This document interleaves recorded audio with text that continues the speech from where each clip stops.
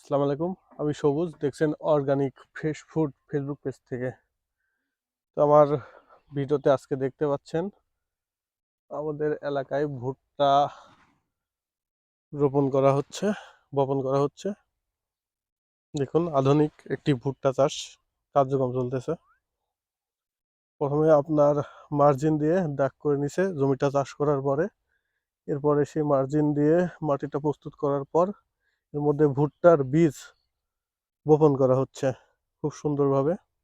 আর খুব সহজ পদ্ধতি। এই পদ্ধতিতে আপনার বেশি পরিমাণ খুব তাড়াতাড়ি ভুট্টার বীজ বপন করা যায়। যেখানে আপনার ২ থেকে ৩ জনের কাজের লোকের প্রয়োজন, সেখান থেকে আপনার ১ জন ২ জনে আপনার কাজটা সম্পূর্ণ করতে পারে খুব অল্প সময়ের মধ্যে।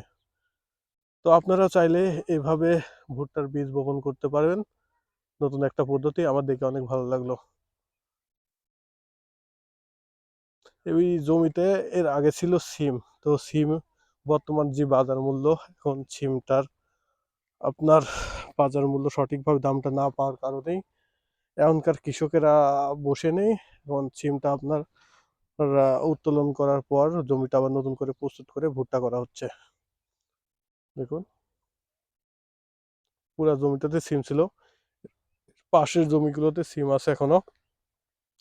সিমগুলো এখনো জাংলাতে পুষ্ট হয়ে আছে, কিন্তু কৃষকরা তার ন্যায্য দাম না পাওয়ার কারণে মূলত সিমগুলো আপনারা উত্তোলন করতেছে না।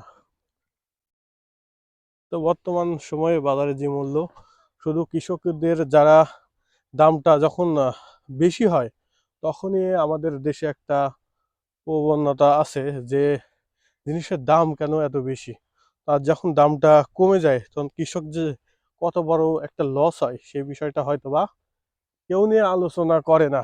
কিন্তু এসব বিষয়েও এক মানুষের সচেতন হওয়া প্রয়োজন যে আমাদের যেহেতু মিশ্র অর্থনীতি ব্যবস্থার দেশ, সেহেতু যোগান চাহিদার সাথে সাথে যোগানও বৃদ্ধি পায়, সেহেতু দামেরও আপনার তারতম্য হয়। তো এই বিষয় নিয়ে যদি সরকার কাজ করে, কৃষকের ন্যায্য মূল্য, যেহেতু কৃষি পণ্য উৎপাদনে অনেক পরিশ্রম করতে হয়, এদিক দিয়ে সরকারের নজর দৃষ্টি আকর্ষণ করছি। তার সামনে হয়তো আমাদের নতুন বাংলাদেশে নতুন কিছু উপহার দিতে পারবে। ধন্যবাদ। আসসালামু আলাইকুম।